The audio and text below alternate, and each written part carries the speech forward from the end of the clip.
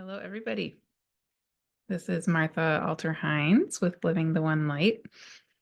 All right, in this video, I'm excited.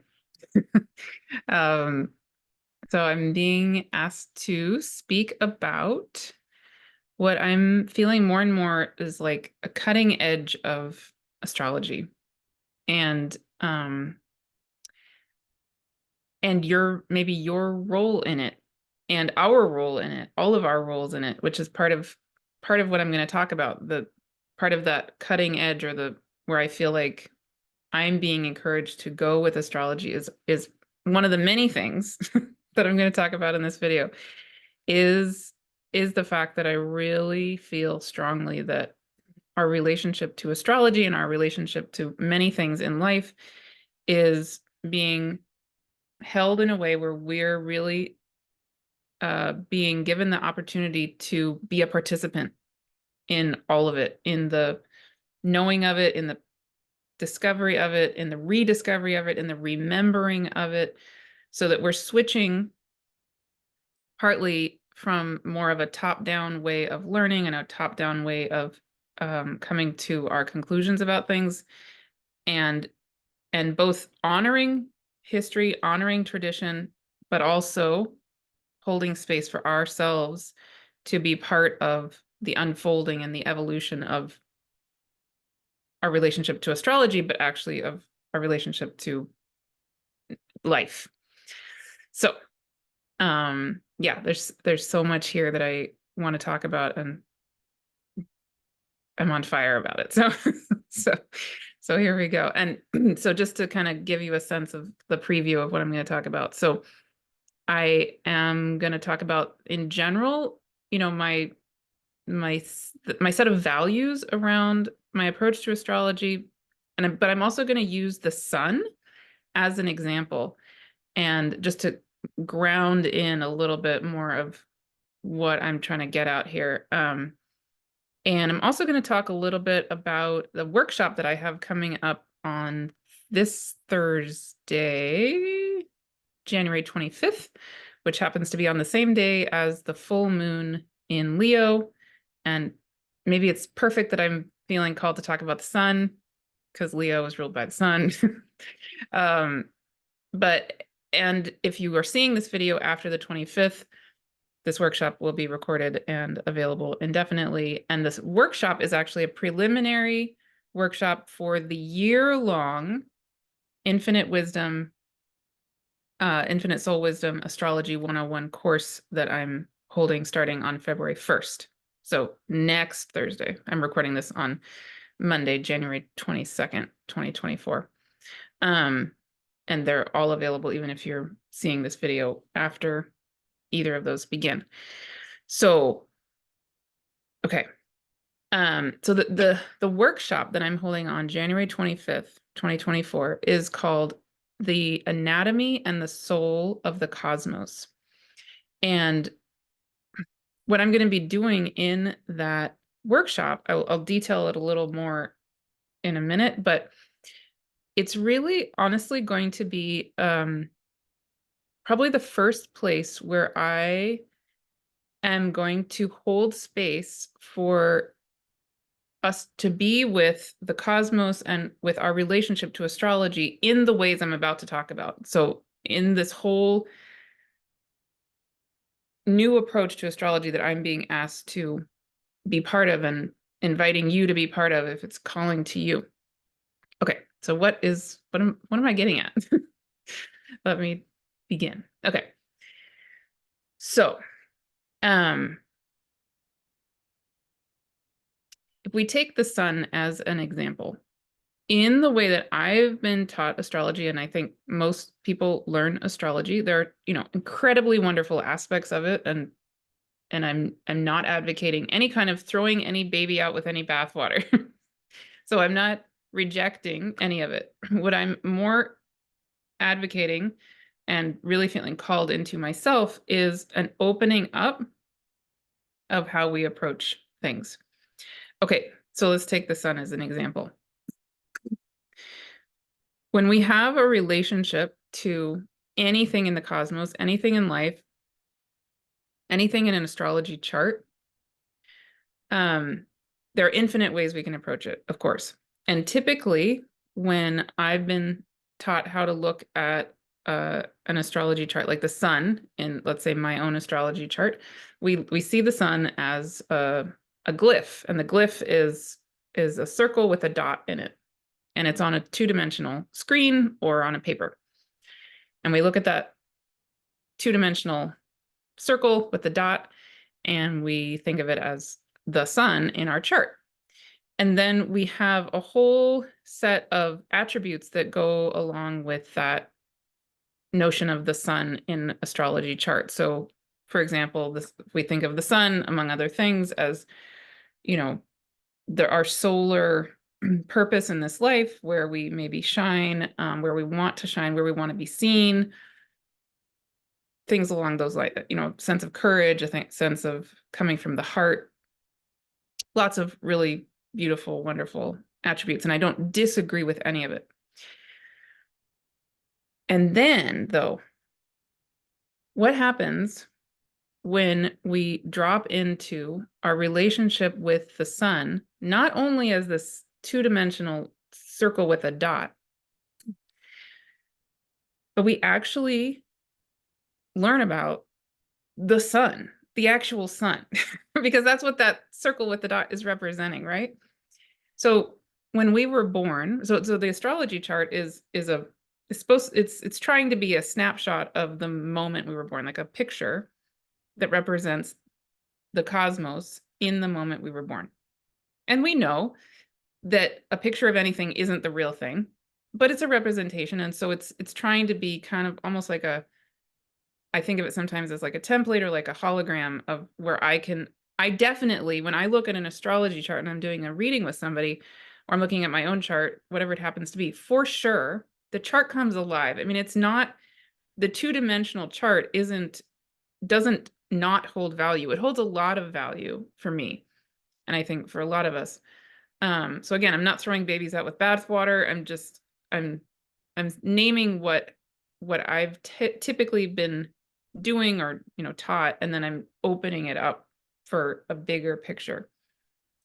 So I will look at that two-dimensional chart, and like I said, it does come alive. It becomes like it will even talk to me, and I would say even the spirit world and the cosmos itself and the person's being will even speak to me through the chart. So it absolutely has a really beautiful purpose. And something I've been sitting with more and more and more is when I approach the astrology chart like that, it's missing most of reality, right? So let's say let's take my own chart. So I happen to have been born right at sunset and moon rise. So I was born literally I was born on a full moon, and I was born the exact moment the moon was on the horizon, about to rise, and the sun was setting.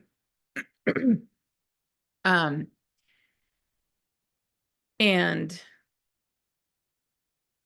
so if I were to look at my chart just in the two-dimensional sense, I would see, okay, I have sun in my 7th house, I have moon on my ascendant. I can come up with all kinds of really, really helpful explanations from that.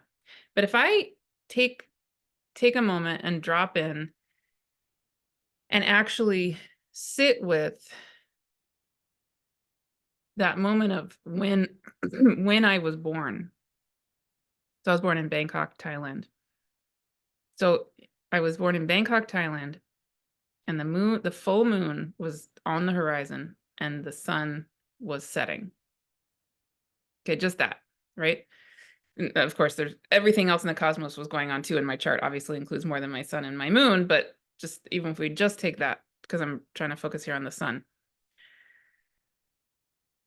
That when I feel into that, something I notice immediately that I don't pay attention to when I'm just looking at the two-dimensional chart is if you just imagine being outside the hospital where I was born in that moment, and you knew that, like, let's say you cared about that baby for some whatever, you're the grandparent or you're the friend or whatever, and there's this baby being born in the hospital, and you know this, and you're outside, and the sun is setting, so it's dusk, and the full moon is about to rise. Well, for me, what becomes really prominent in that moment is the moon, right? Like I'm anticipating that big full moon just about to rise. So it's like I get chills. It's like what I'm feeling when I feel into that moment is it's like the moon is greeting the baby. That's what comes to me. And there's so many, I could just drop into all kinds of other things about that moment of my own birth, and the ways in which it would have been so alive, literally, cosmically alive in that moment. And that's true in any moment. So all of our birth charts have that aliveness. Literally, it's the cosmos is alive. We're alive in any moment we are born. The baby, emerging from the mother is a miraculous moment. And there's a quality to all of the cosmos, all of existence greeting that new baby being born, right? So in my case, I would say, like, when I really feel into that, I especially can feel how it's a sense of that big full moon basically being birthed at the same time I'm being birthed, which is profound. Like, wow. Right. So then we could go layer by layer by layer, just feeling into that moment. Okay. And then the sun is setting, right? So the sun is kind of like taking a back seat in a sense, or there's so many different ways you could feel. There's no right or wrong, I feel like, when you're feeling into that, but it's like the sun has done its job in the day, and now it's going to rest, or it's going to the underworld, or you could come up with all kinds of ways that feels to you. Okay, so that's layer number one. If we just, instead of looking at the two-dimensional chart, we actually feel into what the real moment was like. It's a whole different ballgame, right? Number two, second layer with it. If I'm thinking just about the sun, and the sun, in any moment. So there are different layers of thinking about anything. Okay, so we have the two-dimensional circle with the dot, sun. We have the image that I just described of the actual real sun here on Earth. From our perspective, the sun was setting. But then there's also this other layer of the life of the sun itself, right? So when we try to understand what role does the sun have in our lives, in the cosmos, in existence, in an astrology chart, something that I'm going to be doing in this workshop I have coming up on, the anatomy and the soul of the cosmos, and then also much more extensively and much more in depth in the Astrology 101 course that's starting on February 1st, is that with every planet, we're going to dive really deeply into the science of the actual being, the actual planet. So, for example, this is so cool. I don't know if you know these things. I didn't know these things until recently about the sun. Okay, so how does this change our perspective on the sun to know these things? Because I've been diving deep on nasa.gov. It's really, really fun. I've been reading. They have so many wonderful resources, and I'm going to be providing a lot of links to these resources and things in the obviously in the Astrology 101 course, but also even in just this workshop I have coming on Thursday. Yeah, just like so cool, all these things. And just as a side note, something I'm noticing is that there are a lot of resources out there for kids on various aspects of astronomy, right? And why shouldn't adults also enjoy the stuff for kids? It's actually really informative. because I was never taught, the lots and lots of details about various astronomical things, even though I was very sciencey and whatever, but there's a lot out there for kids that's explained in a really simple, easy way, and it's fun. It's more fun. Like, for example, I bought myself, I have 2 kids, but I bought these for myself. They could use them too if they wanted. But for example, this astronomy activity book for kids. And there's actually a lot in here that I didn't know. So it's pretty funny. So that's a side note. I highly recommend doing that. And NASA has a website for kids where they describe lots of things in very easy to understand ways. And then they have links on the kids site to, more grown up, more detailed information if you want that. But if you want a starting place, honestly, truly get a book for 5 to 7-year-olds and read that. Why not? Like, really, why not? Okay. Anyway, that's my little side note there. But okay. So for example, so cool about the sun. I love this stuff. Okay, did you know? I did not know this until recently. Did you know that obviously the sun is, a ball of fire, plasma. And we know about the solar flares and the sunspots and the fact that it's very alive. We know that. Here's what I didn't know. Maybe you already knew this. I did not know this. Did you know that the sun has an 11-year cycle where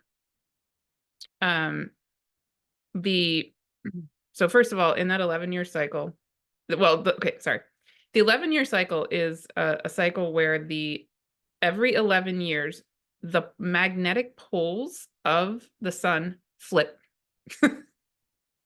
So every 22 years, the north pole of the sun will be back in the same place it was before. So every 11 years, the north pole of the sun switches to be the south pole and vice versa, right? And so the reason for that, as people from NASA talk about, I'm not an expert in these. I'm obviously not an astronomer and not an expert, but I'm just telling you what I've been learning from nasa.gov. Because obviously the sun is a very alive, highly charged magnetic being, and it's in constant motion. So it rotates, it's moving through, around the center of our galaxy, and our galaxy is moving. So it's in the sun itself, and everything is in this constant motion. But then the being of the sun also has its own cycles and it's so dynamic and so alive. And I mean, that's just fascinating to me that it flips its magnetic poles every 11 years. I need to sit with that. I mean, what is that about? What does that feel like? How does that, if we're going to think about our relationship to the sun, I don't have any answers to this. This is part of what we're going to dive into in the Astrology 101 course. We're going to spend a month on each zodiac sign. And then in that month, we will focus on the planets that are associated with that sign, and actually also the constellations associated with that time of the year. So we're going to focus on the sun in the month that we're doing Leo. And so we're going to have a whole month where we're focused on Leo, the sun, etc. Right? And so yeah, so that's where we're going to really dive deep. Okay. So we know what the sun, I'm going to teach, okay, in evolutionary astrology, in lots of traditions of astrology, the sun, when we look at the 2-dimensional circle with the dot, typically we think of it as, the things I just described, like where we shine in the world, where we need to be recognized, et cetera, et cetera. Okay, that's great. We're not throwing that out. That is important. There have been centuries of humans relating to the sun and lots of deep wisdom that probably has brought forward that knowledge and that wisdom about our relationship to the sun and the role that the sun plays in astrology, etc. But what about all of this knowledge that we also do have about the actual being of the sun, the actual scientific presence of the sun? So, for example, that one of the things I personally want to sit with is, yeah, what does it mean that the sun flips its magnetic poles every 11 years? I didn't even know that I didn't know that was possible. I didn't know that was a thing, that the magnetic poles could flip. Imagine if the Earth did that. Whoa, you know? Yeah. And then I also, just as my own little tangent, I mean, I'm thinking like, wow, that's really interesting also because, the Jupiter cycle is about every 12 years. The nodal cycle has a half. Well, okay, so the sun cycle is a total of 22 years. The nodal the nodes of the moon go around the zodiac once every 18 and a half, 19 years. So, I mean, it's not the exact same, but it's like a similar kind of a rhythm where Jupiter is going around every 12 years. The nodes are going around every 18 and a half, 19 years. And then the sun is flipping direction of its magnetic poles every 22 years. That's, it's just something I just personally want to be with, because these are all in a dance together. Our relationship to the moon, our relationship to the sun, and then Jupiter's relationship to the sun. I mean, it's all part of the same system. So there's this dance going on in the cosmos that we are part of. And yeah, it's just many, it's just layer after layer after layer that I think is important to know exists. And then I personally don't feel like I want to draw absolute conclusions about it. It's more that I want to be aware of it and feel into it. The other thing about the sun cycle is that, so every 11 years, the magnetic poles of the sun switch. But the other thing that, some astrologers have been talking, like Pam Gregory has been talking about, is the sun also, in that 11-year cycle, but it's not this is not an exact 11-year phenomenon, is that the activity of the sun increases and decreases at a regular rate approximately every 11 years. But according to NASA, this can vary. Like the cycle can be more of an 8-year period or a more of an 8 to 14 years, but on average about every 11 years, where the activity of the sunspots will decrease sometimes down to almost nothing. So you can sometimes at certain points in the cycle, there's almost no sunspots or no sunspots for a while. And then, as we're getting to right now, it's thought it's going to be peaking in 2024. Then there'll be like this increase of activity of the sunspots and of that magnetic dynamic activity going on with the sun itself, right? So why again, I don't feel like I have any absolute answers about this, but I do feel like it's really important to know this and to feel into it. So given that we are currently in the time of the sun cycle with the sun activity cycle, where it's getting to almost its peak. It's going to probably peak in 2024. Something that comes to me about that is we have all these other, I'm not the only one talking about this. This is, but it's just, I'm just going to explain this in the way it's coming to me personally. And I'm sure you've probably thought about it or heard other people talk about this too, is that we have all of these astrological phenomena going on that are really supporting our awakening, our remembering of ourselves as the one, as the divine, as wholeness, all of that. I've talked a lot about that in previous videos. But at the same time, we have this, the sun peaking in its own activity level. And what NASA is saying is that not only is it peaking, but its peak is actually higher than the usual peak. So it's peaking, but it's peaking extra. So that's just really fascinating, right? And again, I don't have absolute answers, but when I feel into that, something that I am feeling a lot, personally, is Jupiter now moving toward its conjunction with Uranus, which will happen in April of 2024.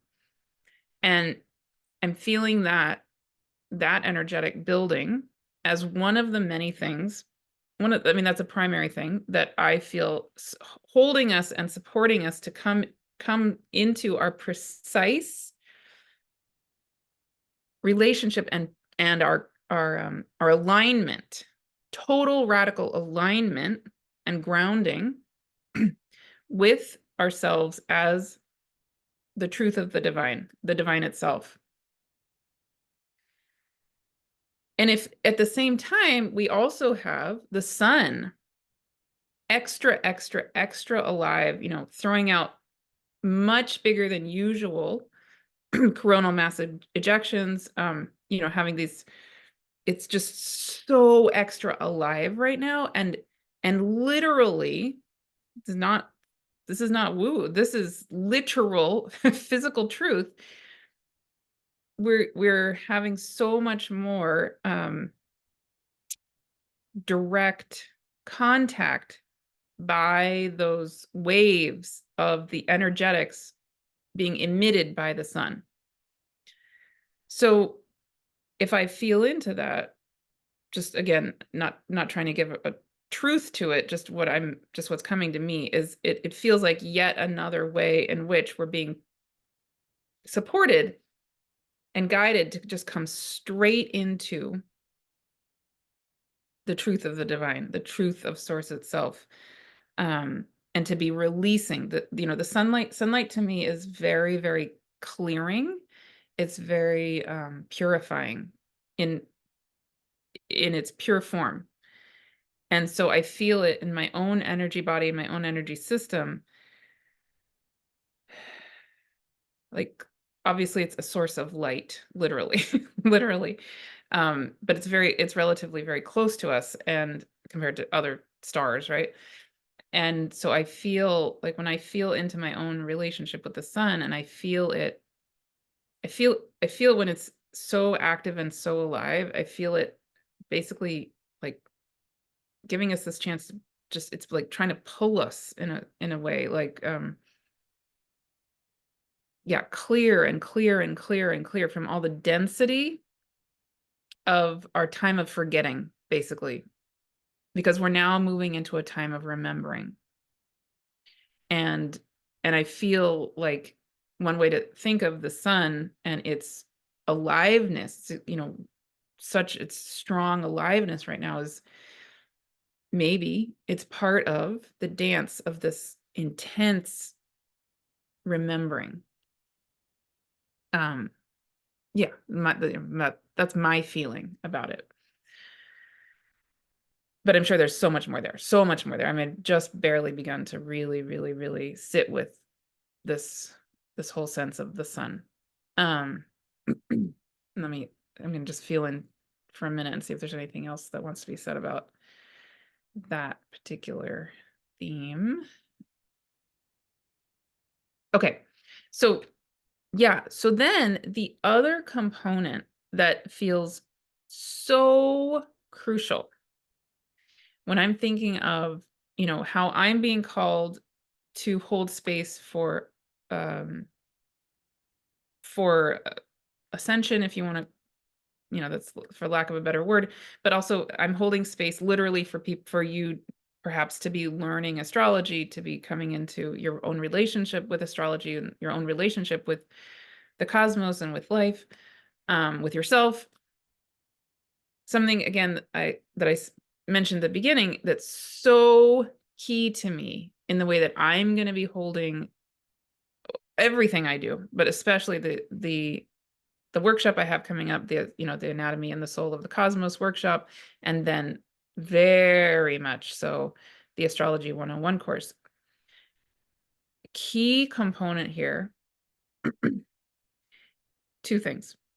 Number one, as we are coming into our relationship with all of these beings, perhaps in a new way, perhaps partly, bringing along some of the tradition, and then also being with what's alive now, is that it needs to be coming through each one of us, not just me, not just whoever.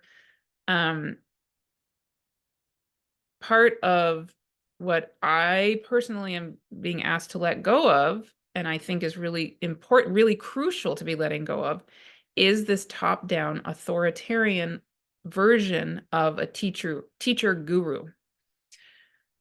Again, I think, having teachers who are wise and are bringing wisdom that we need is phenomenal. I mean, I am so grateful for the people I would consider my teachers, right? Like, I am so grateful to have been learning from and still learning from so many amazing, wise beings. Many of them are going to be the guest speakers in the astrology course I'm holding. And I mean, they're there for a reason because they're amazing, right? And they have a lot to teach. And I feel like I also have some things to teach, but the real role that I feel like I hold is partly to bring knowledge, but it's mostly, actually, my role is actually a sacred container holder. So again, I have my moon in Virgo on my Virgo ascendant, opposite my Pisces sun, right? And lots of other things there. But so one of my big roles, like, you could just look at my two-dimensional chart and see this. One of my big roles is to basically be like a temple keeper. And so that's what I feel like my role is, even as a teacher of astrology, isn't so much to be a teacher of astrology. It is that. I also have my Jupiter in my 9th house. That's pretty darn Jupiterian. I definitely am here to be a teacher, but a teacher in a sacred temple space, where the point really actually is about holding the space for that wisdom to be coming alive and coming through as you, as me, but also as you and you and you and you and you. And so I'm really excited about this. Okay.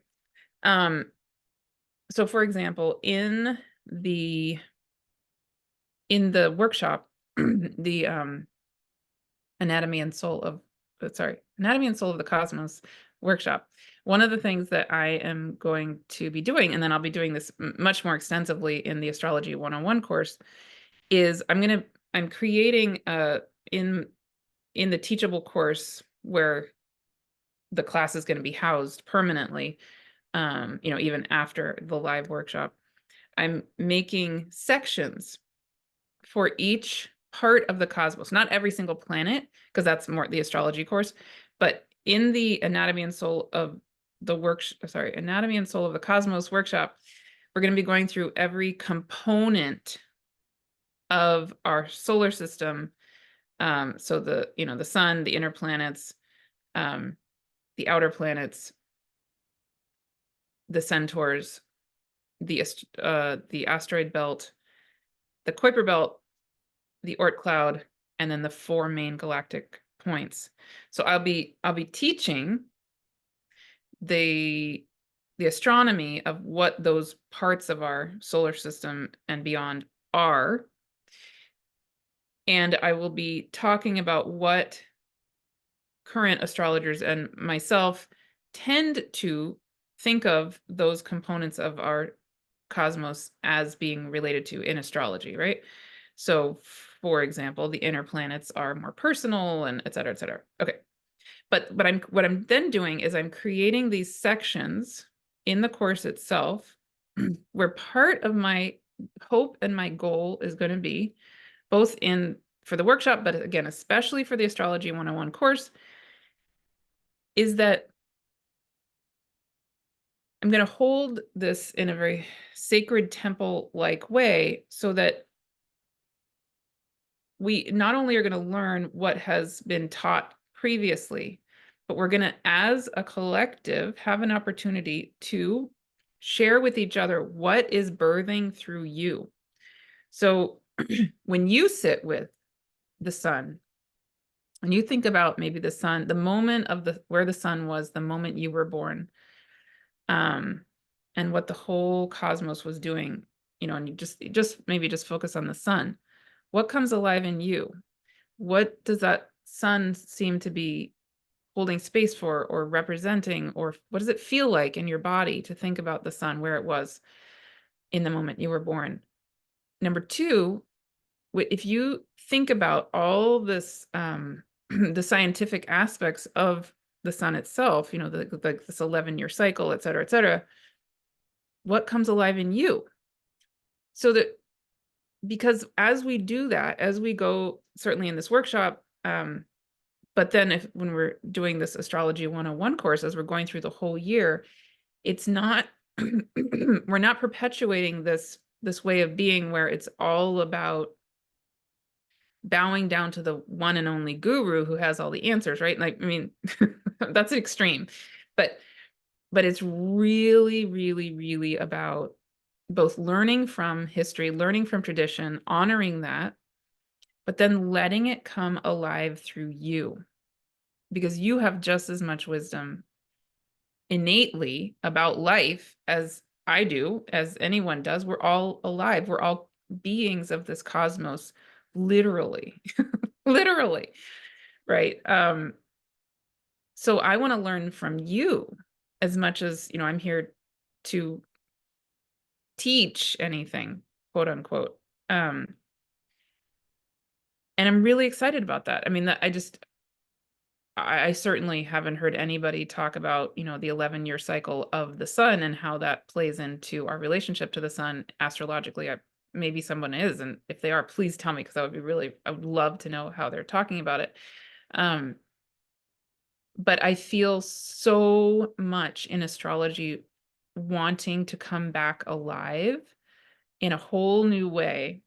And it's not going to be through me. It's not going to be through XYZ teacher out there. I think it's going to be through all of us together doing this, because we're all puzzle pieces of this divine awakening, remembering, literally. Okay, one more component that I feel, it's really important to me, and I want to name it. So going along with that, another thing that is crucial to me in the way that I'm feeling called to approach astrology, but also in the way that I approach most things, usually, hopefully,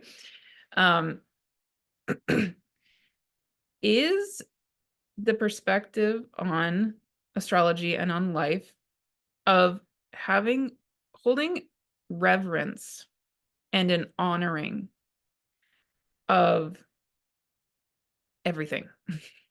So, okay, so for example, when I'm having so many thoughts at the same time. All right.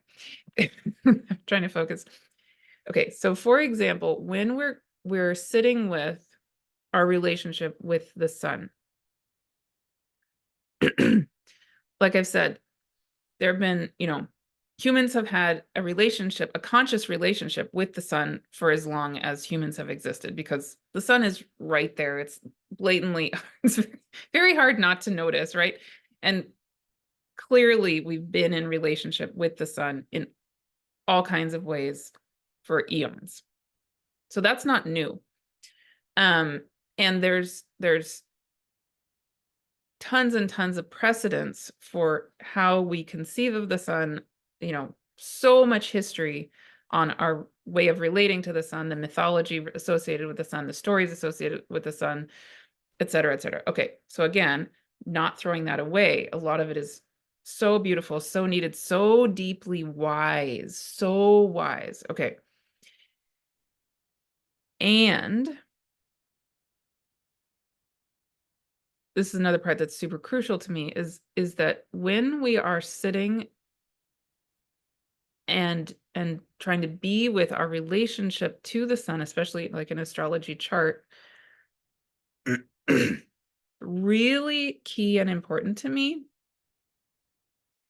that we approach every being of the cosmos, and that includes humans, actually, that includes clients, that includes each other, that includes ourselves, with an honoring and a reverence of what actually is in that given moment.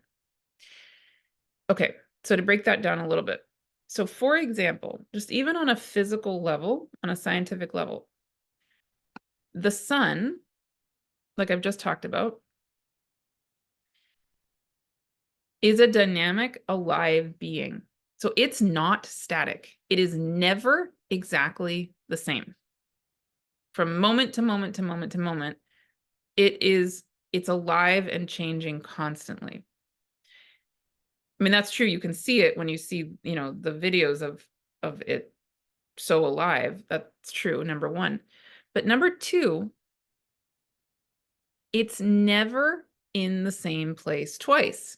Even though here on Earth, we have we have our experience of sunrises and sunsets, and that seems very cyclical. And we have our relationship to the sun in terms of seasons. So if you track the sunrises and sunsets, they will go lower in the sky to higher in the sky. In the summertime, the sun will rise much higher. In the winter, even the sun at noon will be the sun at noon will be much lower than the sun at noon in the summer, especially if you're at high closer to the poles. So there are these rhythms that seem to repeat throughout a year, and they do. But even then, like I've just talked about, the sun has this 11-year cycle where the poles are flipping. So even, in 2024 to 2025, the sun, if let's say we're at January 22nd, 2024 today, which is when I'm recording this, and let's say we fast forward a year from now, the sun might look like it's in the exact same place compared to where we are on Earth, and it probably is, but it won't be in the same part of its cycle, right? Because it has this 11-year, or really actually a 22-year cycle. Okay, number one, that. Number two, though, the sun and our whole solar system are constantly moving around the galactic center. So then there's this humongous, extremely long cycle of our galaxy, our solar system going around our galaxy. Okay. And then our galaxy is constantly moving as well. And then, it's like cycle after cycle after cycle after cycle. So even when, let's say it's January 22nd, 2024 versus January 22nd, 2025 versus whatever, even though the sun might appear compared to Earth in the same place, it's not. And we're not. So it's a literal truth that we're constantly in motion and we're constantly in change. So when we are sitting with anything, this is a metaphor for so many things, truly. But let's take the sun. It is absolutely, like, I almost could cry. It's so crucial to me that we sit with a sense of reverence and honoring of the actual truth and the actual reality of who that sun is in this given moment. And that we honor it and we be with it as the alive, incredibly powerful being that it actually is, right? Like the sun is so much bigger than the earth. It's massive. And like how arrogant that we could think that we're alive and it's not, or we have intelligence and it doesn't. Like that just, if I really sit back and think about it, it's like, wow, we've gotten in a mode in the last since the Enlightenment in particular of commodifying things, of objectifying, like thinking of things other than the human brain as objects, right? Including the sun and the planets. And they're not. They're objects. They exist. But they're alive. They're not just a ball of fire out there or a rock out there or whatever. They're beings, just like we're beings. We're of the cosmos. So if we are alive and we are beings and we are cognizant, aware beings, why wouldn't everything else be? Yeah, and just I'll end with this. So just to give an example to kind of bring it down to earth literally a little bit more. So this also it reminds me, not kind of, it does remind me of being a therapist or being a client of a therapist even, right? So I was a therapist for a really long time, and the same set of values is so alive in me when I'm with clients, for example. But I'm thinking of a time when I was the client. So when I was 24, I got my master's degree in clinical social work, and I got my master's degree from Smith College School for Social Work, which is, really well known, really highly respected school. Okay. And on the same day I graduated, there was a master's degree cohort graduating, and then there was also a doctoral degree cohort graduating. And a year went by, and I had a really, really pretty traumatic, very traumatic experience in a job, in one of my first social work jobs out of grad school. And I really needed to talk to a therapist because it was very traumatic. So, so long story short, one of the things I really wanted help with was that in this experience that I had at my job, I normally had a very, very strong relationship to the spirit world. And that's not something I talked about at work, but in my personal life, that was very important to me. And so part of often, what this is very common when a traumatic experience happens, is that a person might experience a disconnect from their sense. If they are very connected to the spirit world, that's not uncommon to then feel suddenly not connected to it. So I found a therapist through Smith, actually, who had actually graduated from the doctoral program the same day I graduated from my master's program, interestingly. So I figured, she'd be a really, really good therapist because, again, Smith is a great program. She had her doctorate, and in order to even apply for the doctoral program, you have to have lots of experience as a therapist. So I'm sure she was. I'm sure she was very well trained. I'm sure she was, excellent in lots of levels. But the thing was, when I went to go talk to her, this is a whole other topic, but of course, traditional psychotherapy doesn't tend to address spirituality. And if you do address spirituality, there's a very specific way you're supposed to do it, because you are meant to be objective, and you, of course, would never want to push your own spiritual beliefs onto a client. Obviously, I mean, of course, right? Definitely. I fully believe that. And I never would either myself.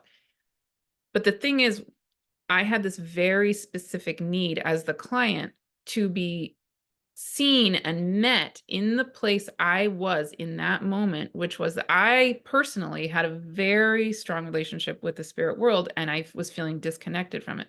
So this therapist, I'm guessing, was probably not particularly spiritual. And I could see it in her that she had like a script that she was going by in her mind, how to be with a client who comes in with spiritual beliefs. And I could just feel it. It was she wasn't actually being with me. She was being with her script.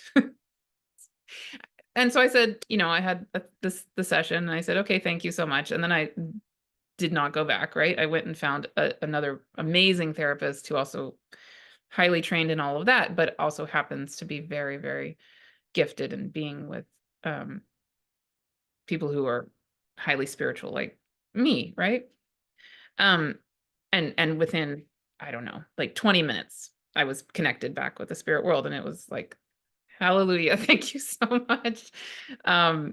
Right. Because the contrast was the first therapist was so well intentioned, but she wasn't actually present with me, like the real actual soul being of me and what I really needed. So one of the first things you learn in training to be a psychotherapist, and lots of you are psychotherapists, so you know this, meet the client where they are. She was not meeting me where I was. She was meeting her script where it was. And it's like, she was probably in a difficult position because she probably wasn't. Anyway, but the other therapist absolutely 1000% got it, could feel it, saw where I was, met me where I was, right? So when we are, same thing, this is such a huge metaphor for so many things in life. But specifically, to get to my point, specifically when we are in this role of coming into relationship with the cosmos or with anything, it is absolutely, again, I feel like I could cry. It's so crucial to me that we meet the beings, we meet life where it actually is, not where we think it is, not the script we have about it. So like when we're thinking about the sun and we think about that two-dimensional circle with the dot, we have a whole script about, okay, the sun means this is where I'm going to shine in my life. And so like my sun is in my 7th house in Pisces. So I'm going to shine in relationship to others. And I might like give away myself. Not that that's untrue. I have had moments in my life where that's been true, but that's so I'm following a script, right? And it's not that it is going to be necessarily totally wrong, because it's not wrong, but it's not actually being with me. That sun in my 7th house in Pisces has infinite layers to it. And the only way you know where the person, the actual being, is in their expression of those infinite possibilities of the sun in Pisces in 7th house is to meet the being where they are and feel it, be with it. And same thing with our relationship to the actual sun. Like what's coming alive in us in our own relating to this massive, alive being, truly conscious in whatever way, some way that I personally can't conceive of in this moment, at least. But it is definitely alive, right? And obviously literally has massive relationship with us. Yeah, it's just, there's so much more there, so much more there. And if that intrigues you, join the entire Astrology 101 course, because that's where we're really going to be diving deeply into this, even not only in this first year, but actually in the second, third, fourth years, more and more and more and more deeply. Yeah. Yeah, so many components to all of that. And yeah, again, I feel emotional about it because I have seen firsthand, not only in astrology, also in social work, also just in the world, we can see so many ways in which um, life is not honored. It's not treated with reverence. It's not, obviously there's very extreme examples of that, but in the world. But I've also seen it in astrology so often. I can't even count the number of clients I've had come to me saying that they've been um, uh, really, really hurt by the way that astrologers have approached their chart, and or them or whatever it is. And I certainly saw that in social work. That's a possibility in anything, everywhere, just in life. And so when I'm sitting here holding space for you, or for us all to be being with the cosmos, being with ourselves, being with each other, again, one of my most fundamental, I mean, maybe my top fundamental value and commitment in it all is to meet it and be present with this sense of reverence, this sense of honoring, and often a sense of deep silence, deep listening, just being. Um, yeah, so that these beings can speak to us through us.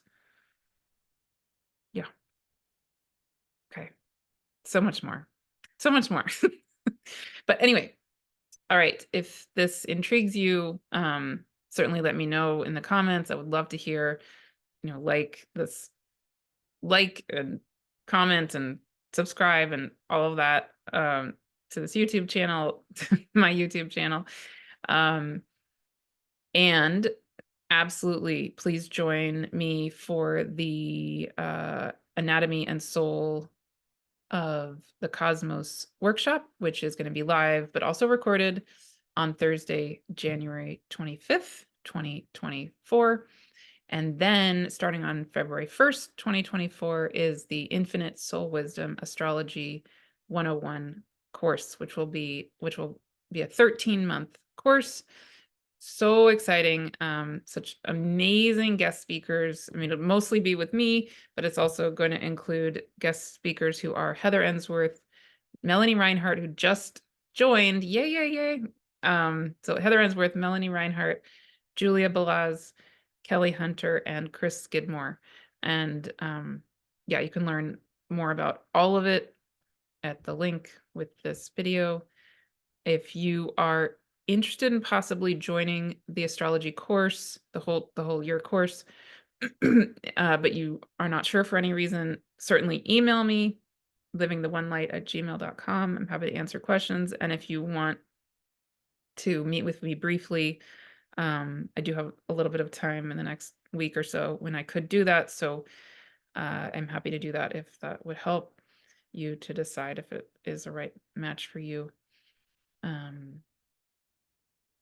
Yeah, I think that's it for this moment. So much coming alive. And yeah, maybe I'm guessing a lot of you are feeling it too. Just like, yeah. Pluto is now in Aquarius. We're coming into this remembering. We're coming into this remembering of ourselves as wholeness. And then, in that, I just feel so much coming alive. Like all of what I just talked about is just right there. All right. Thank you so much for being in this journey with me. And I'll see you soon.